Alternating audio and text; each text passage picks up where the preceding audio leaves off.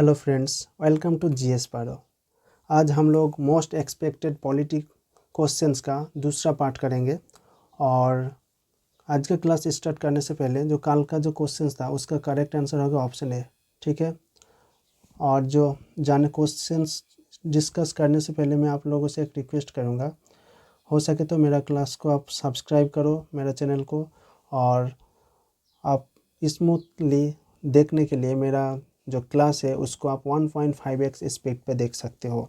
तो चलो आज का क्लास स्टार्ट करते हैं। क्वेश्चन नंबर 11 में क्या बोला, on which date did the citizenship provision of the Indian constitution come into force. तो यहाँ पर ऑप्शन ए में क्या बोला, 15 अगस्त 1949, ऑप्शन बी में 26 नवंबर 1949, ऑप्शन सी में 26 जनवरी 1950, ऑप्शन डी 19 जुलाई 1949। तो यहाँ पर आप लोग भी कोशिश करो कौन सा ऑप्शन करेक्ट आंसर है। तो यहाँ पर जो है, जब इंडियन को जब इंडिपेंडेंस मिला तब सबसे बड़ा प्रॉब्लम क्या था, पार्टीशन, ठीक है। पार्टीशन के वजह से बहुत बड़ा माइग्रेशन का इशू था, ठीक है। तो इंडिया से जो लोग पाकिस्तान जा रहा है या फिर पाकिस्तान से इंडिया जा रहा है, और जो इंडिया से पाकिस्तान गए थे वो लोग फिर से इंडिया में आ रहा है, तो उन लोगों को तो कहीं ना कहीं पर लिखा होगा कौन इंडिया का सिटीजन बनेगा या नहीं। तो अगर जब कॉन्स्टिट्यूशन बन रहा था, ठीक है, तो कॉन्स्टिट्यूशन बनने से पहले ही जो प्रोविज़न ऑलरेडी एग्जिस्ट है, मतलब जो प्रोविज़न ऑलरेडी बना दिया है, तो उनको तो लागू करना पड़ेगा। अदरवाइज़ जो प्रॉब्लम है माइग्रेशन, जो इंडियन है कौन इंडियन नहीं है, उसको कौन कौन डिटरमाइन करेगा, ठीक है ना। तो जब कॉन्स्टिट्यूशन अडॉप्ट होने से पहले ही कुछ प्रोविज़न को लागू कर दिया गया, एनफोर्स कर दिया गया। तो कौन सा प्रोविज़न था, आर्टिकल 5, 6, 7, 8, 9, 10, 11 जो सिटीजनशिप रिलेटेड प्रोविज़न था। तो कौन सा डेट में था, ऑप्शन डी 19 जुलाई 1949 को, ठीक है। इसको आप याद रखो। तो आर्टिकल 5 में बोला है कौन कौन इंडिया का सिटीजन होगा जब कॉन्स्टिट्यूशन, इंडिया का जो कॉन्स्टिट्यूशन है उसको जब एनफोर्स किया जाएगा, ठीक है। तो यहाँ पर जो ऑप्शन सी में बोला है 26 जनवरी 1950, ए वाला डेट क्या है, ए वाला डेट में इंडियन कॉन्स्टिट्यूशन का एनफोर्स हुआ था, ठीक है। और इसी डेट को रिपब्लिक डेट भी सेलिब्रेट किया जाता है इंडिया में, रिपब्लिक डेट, ठीक है, रिपब्लिक डे। और 26 नवंबर 1949 को क्या हुआ, इस डेट में कॉन्स्टिट्यूशन का अडॉप्ट हुआ था, अडॉप्ट, ठीक है, अडॉप्टेड। और 15 अगस्त 1947 को क्या हुआ, यहाँ पर तो इंडिपेंडेंस मिला, ठीक है। उसके बाद जो क्वेश्चन नंबर 12 है, यहाँ पर क्या बोला, under the citizenship amendment act 2019 migrants are eligible for citizenship if they entered India before। तो यहाँ पर जो ऑप्शन है, ऑप्शन ए में बोला है 26 जनवरी 1950, ऑप्शन बी 15 अगस्त 1947, ऑप्शन सी 31 दिसंबर 2014, ऑप्शन डी 31 मार्च 2020। तो आप लोग भी ट्राई करो। तो यहाँ पर आप अगर आप ठीक से एलिमिनेट करना जानते हो तो आप बहुत इजीली क्वेश्चंस को अटेम्प्ट कर पाओगे। तो यहाँ पर जो एक्ट है, अमेंडमेंट एक्ट आया 2019 को। तो आप सोचो अगर 2019 को ऐसा कुछ एक्ट आया है तब तो 2000 तो अब 1950 में इतना रेलिवेंट नहीं होगा, क्योंकि बहुत साल पहले था। 1947 डेट आपको तो पता है, और इसी डेट में इंडिया को इंडिपेंडेंस मिला, ठीक है। उसके बाद आप 2019 में तो फ्यूचर डेट का तो डिक्लेयर नहीं करेगा 2020 में। तो यहाँ पर करेक्ट आंसर क्या होगा, ऑप्शन सी, ठीक है, जब नरेंद्र मोदी जी का गवर्नमेंट आया था 2014 में। तो यहाँ पर क्या है, जब इंडियन सिटीजनशिप एक्ट जो है, सिटीजनशिप एक्ट 1955 का जो है, वहाँ पर क्या बोला, अगर किसी को इंडिया का सिटीजनशिप लेना है तो उनको 12 ईयर्स रहना पड़ेगा इंडिया में, 11 years plus 1 year before application, ठीक है। तो उसी चीज़ को अमेंड कर दिया 2019 को। यहाँ पर बोला अगर किसी ने अफ़गानिस्तान, पाकिस्तान, बांग्लादेश से आता है, किस लिए, क्योंकि वहाँ पर religious persecution, religious torture feel कर रहा है, तो अगर वो लोग नॉन मुस्लिम है तो उनको इंडिया में सिटीजनशिप मिल जाएगा अगर वो लोग 31 दिसंबर 2014 से पहले या फिर 31 दिसंबर 2014 का रात को भी आए, ठीक है, तो उनको मिल जाएगा इंडियन सिटीजनशिप। किस तरह से? नेचुरलाइजेशन, लेकिन उनको 12 ईयर्स वेट करना नहीं पड़ेगा, उनको सिर्फ 6 ईयर्स रहना पड़ेगा, ठीक है, मतलब 5 ईयर्स रहेगा, 1 ईयर्स बिफोर एप्लीकेशन, ठीक है। तो यहाँ पर करेक्ट आंसर है ऑप्शन सी। क्वेश्चन नंबर 13 में क्या बोला? The main objective of merging PIO OCI card was to नम option A introduce dual citizenship, option B simplify overseas Indian identity system, option C reduce migration, option D abolish foreign travel. तो PIO क्या है? Public person of Indian origin, person of Indian origin मतलब जिन लोगों का किसी और country का सिटीजनशिप है, मतलब कि अमेरिका या फिर कनाडा, यूक्रेन, ठीक है, तो वहाँ पर जो है तो उनका जो फोर फादर, ग्रैंड पेरेंट्स या फिर पेरेंट्स इंडियन सिटीजनशिप था, इंडिया से बिलोंग करते थे, उन लोगों को पर्सन ऑफ इंडियन ओरिजिन कहता है। और पर्सन ऑफ इंडियन ओरिजिन जो है, अगर उनका नाम ओवरसीज सिटीजन ऑफ इंडिया जो स्कीम है वहाँ पर अगर रजिस्टर्ड है तो उनको OCI कार्ड होल्डर बोलता है, ठीक है। तो इनको मार्ज किया गया है, PIO एंड OCI, दो अलग अलग स्कीम है। तो इसका मेन पर्पस क्या था, मेन ऑब्जेक्टिव था option B simplify overseas Indian identity system, ठीक है। यहाँ पर भी अगर आप चाहो तो एलिमिनेट कर सकते हो जो गलत आंसर है, तो क्योंकि डुअल सिटीजनशिप इंडिया में अलाउड नहीं है। कहाँ पर अलाउड है? USA में अलाउड है। इंडिया में क्या है, अगर आप किसी दूसरे कंट्री का सिटीजनशिप लेते हो तो आपका इंडियन सिटीजनशिप टर्मिनेट हो जाएगा, ठीक है। ऑप्शन सी में क्या बोला? रिड्यूस माइग्रेशन, इस माइग्रेशन के साथ इसका कोई संबंध नहीं है। एबोलिश फॉरेन ट्रेवल, ये भी नहीं होगा, क्योंकि इंडिया जो गवर्नमेंट है वो क्या चाहते हैं कि ज़्यादा से ज़्यादा फॉरेन से टूरिस्ट आए इंडिया में और जो टूरिज़्म सेक्टर है इसको प्रमोट करे, तो इसका तो करेक्ट नहीं होगा। क्योंकि PIO एंड OCI जो है अगर इंडिया में आएगा तो उनको जो ट्रैवल जो रिलैक्सेशन और भी इम्प्रूव हो जाएगा, ठीक है, तो ये भी नहीं है। अब क्वेश्चन नंबर 14 में क्या बोला? Which principle does India follow regarding dual citizenship. तो यहाँ पर बोला इंडिया का जो सिटीजनशिप है वो कौन सा प्रिंसिपल फॉलो करता है। तो option A allowed with condition, option B fully allowed, option C not allowed, option D allowed only for OCI card holder. तो आप लोगों को पता है बहुत ही क्लियर कट कि इंडिया का जो सिटीजनशिप है डुअल सिटीजनशिप नहीं है, तो यहाँ पर ऑप्शन सी होगा आंसर, नॉट अलाउड। क्योंकि अगर इंडिया का कोई भी सिटीजन किसी और कंट्री का सिटीजनशिप ले लेता है तो उनका इंडियन जो सिटीजनशिप है वो टर्मिनेट हो जाएगा। अलाउड विथ कंडीशन ये भी नहीं होगा, फुल्ली अलाउड नहीं है। तो कौन सा कंट्री में डुअल सिटीजनशिप अलाउड है? USA में अलाउड है, साउथ अफ्रीका में अलाउड है, अफ्रीका, ठीक है, वहाँ पर अलाउड है। और कौन सा कंट्री में अलाउड नहीं है इंडिया के साथ? कनाडा अगर आप देखोगे तो वहाँ पर भी डुअल सिटीजनशिप अलाउड नहीं है, ठीक है, नॉट अलाउड। उसके बाद क्वेश्चन नंबर 15 में क्या बोला? Who has the authority to make laws for multi state cooperative societies.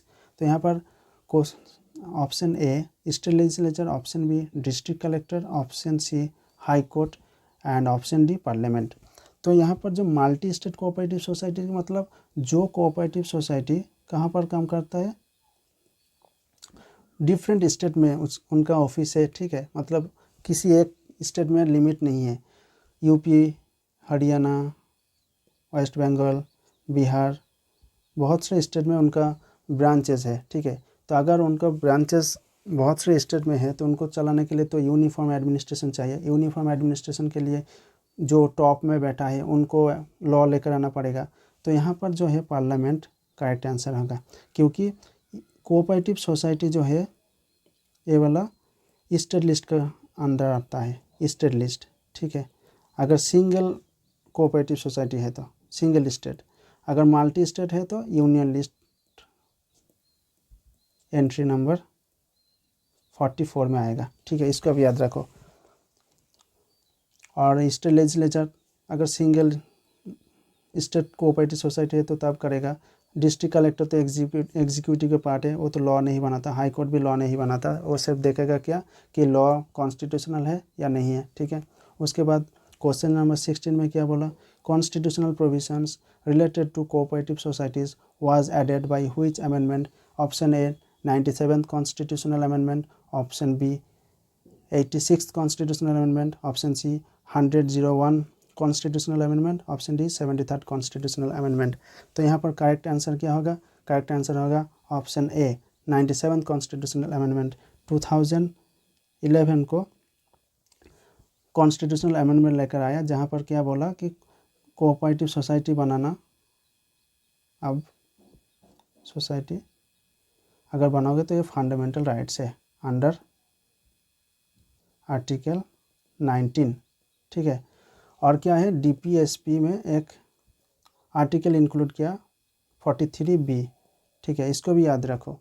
उसके बाद 86th कॉन्स्टिट्यूशनल अमेंडमेंट कब आया, 2002 में, ठीक है। यहाँ पर क्या बोला, राइट टू एजुकेशन जो है वो फंडामेंटल राइट्स है अंडर आर्टिकल 21A, ठीक है, इसको भी याद रखो।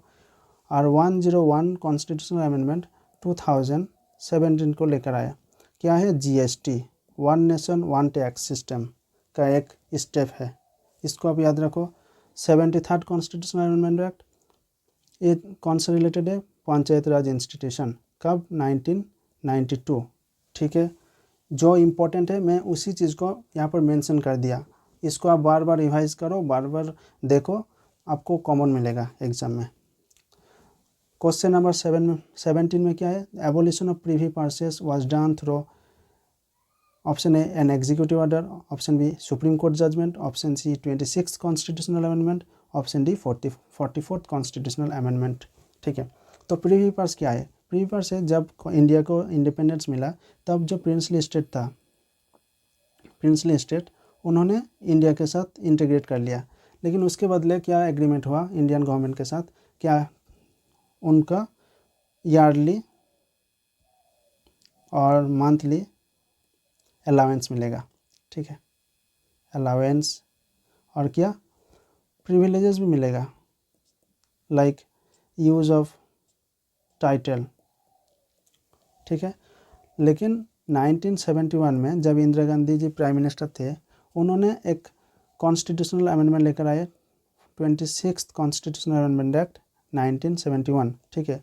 उन ये वाला कॉन्स्टिट्यूशनल अमेंडमेंट के थ्रू क्या कर दिया कि जो प्रीवी पर्स था उसको एबोलिश कर दिया, मतलब आपसे कोई भी प्रिंसली स्टेट का जो प्रिंसेस है उनको कुछ बेनिफिट पैसा नहीं मिलेगा, ठीक है। तो ये चीज़ आप याद रखो, 1971 कॉन्स्टिट्यूशनल अमेंडमेंट के थ्रू एबोलिश किया गया था। और ऑप्शन डी में क्या है, 44th कॉन्स्टिट्यूशनल अमेंडमेंट कब आया, 1978, ठीक है। 44th कॉन्स्टिट्यूशनल अमेंडमेंट जब पास हुआ तब कौन प्राइम मिनिस्टर था, मोरारजी देसाई जी, ठीक है, इसको आप याद रखो। और क्या है, 44th कॉन्स्टिट्यूशनल अमेंडमेंट के टाइम जो कैबिनेट वार्ड है फर्स्ट टाइम इंक्लूड हुआ कॉन्स्टिट्यूशन में अंडर आर्टिकल 352, ठीक है, इसको भी याद रखो, बहुत ही इंपॉर्टेंट है।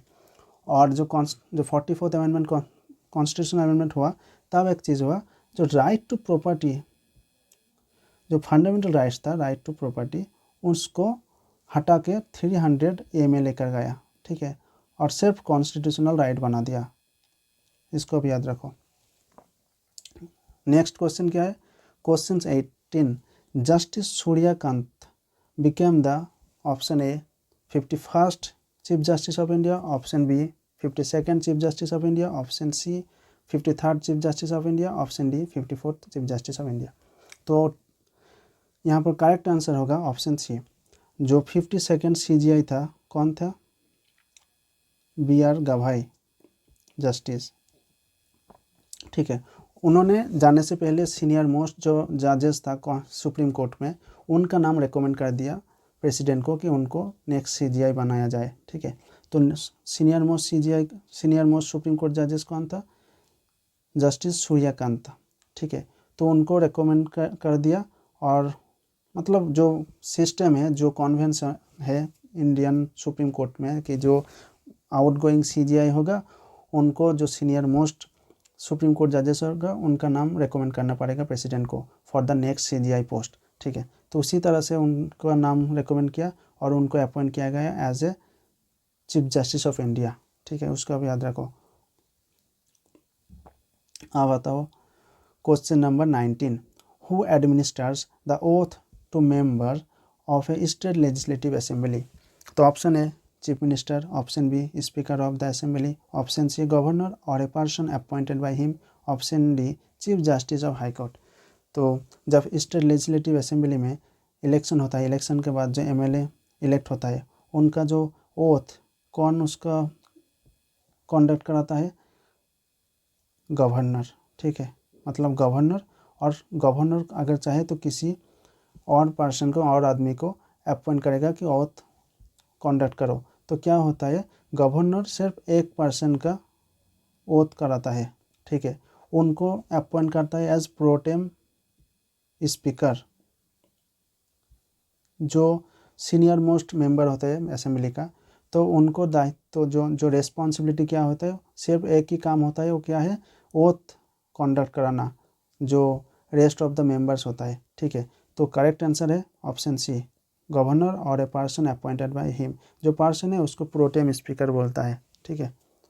और जो बाकी ऑप्शन है वो उसके साथ इसका रिलेटेड नहीं है, क्योंकि चीफ मिनिस्टर जो है, चीफ मिनिस्टर को तो गवर्नर ही अपॉइंट करता है और गवर्नर ओथ सेरेमनी जो है उसको कंडक्ट कराता है।